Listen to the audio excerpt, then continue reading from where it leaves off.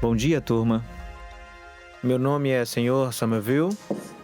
Eu serei o professor de vocês hoje. Bem, existem certas histórias nas quais você pode confiar e outras não. No meu tempo de estudante, houve uma história que circulou pela escola do meu amigo por um longo tempo sobre um jovem que roubou sódio do laboratório de química. Jogou no vaso sanitário. Aparentemente, causou uma grande explosão. Lembro-me de pensar na época, se vou acreditar nessa história, vou precisar de algumas coisas. Em primeiro lugar, quero ouvir diretamente de alguém que estava lá. E se essa opção falhar, vou precisar de pelo menos 5 outras histórias de pessoas daquela escola, e se as histórias daquelas coincidirem, então eu posso estar preparado para acreditar.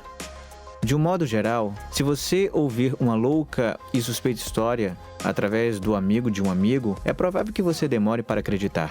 Mas se você ouvir alguns de seus amigos falando sobre você, você vai acreditar. Você confia na fonte e, como eles não sabem que você está ouvindo, provavelmente estão dizendo a verdade. O mesmo é verdade para as pessoas que escreveram os relatos da vida de Jesus. Agora me ouça. Esses escritos nunca teriam pensado que seus relatos seriam ouvidos por milhões, ou que 2000 anos depois, seus relatos ainda seriam lidos, e se tornariam parte do livro best-seller de todos os tempos. Eles estavam apenas escrevendo para seus amigos e para comunidades locais que queriam saber mais. E esses livros curtos são conhecidos como evangelhos, que significa boas novas, e eles foram escritos por 4 pessoas: Mateus, Marcos, Lucas e João.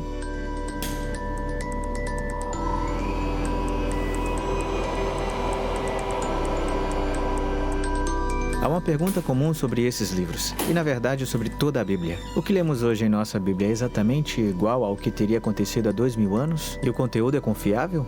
Porque é uma crítica comum ao cristianismo que a fonte dos escritos sobre Jesus foram alteradas devido a alguma razão que os primeiros cristãos podem ter tido.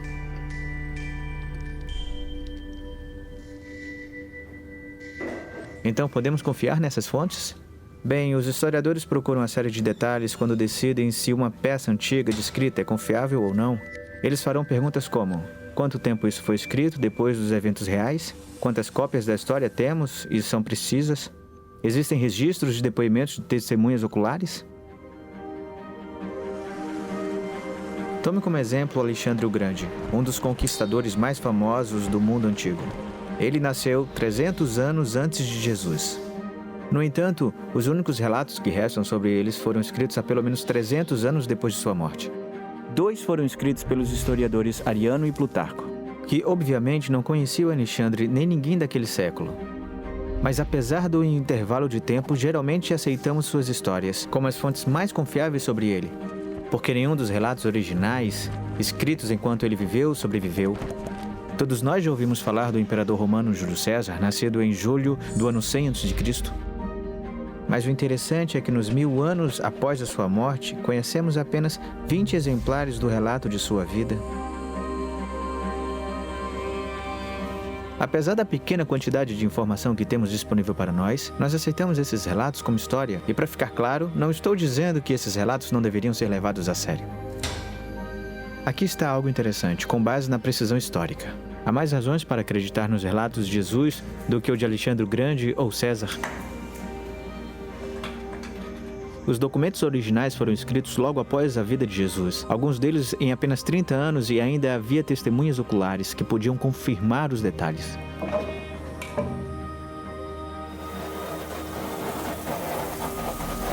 E quando se trata de confiar na precisão de cópia, temos mais de 5.000 manuscritos antigos que contêm parte ou todo o Novo Testamento. Isso é só em grego.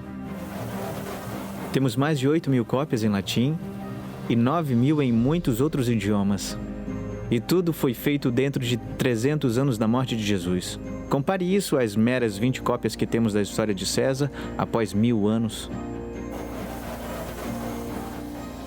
Então, quando se trata de registro histórico, acho que Jesus está melhor do que os outros. Sua história se tornou viral e aconteceu dentro de uma geração. Nada mal para o filho de uma camponesa refugiada vivendo em obscuro canto no maior império do mundo.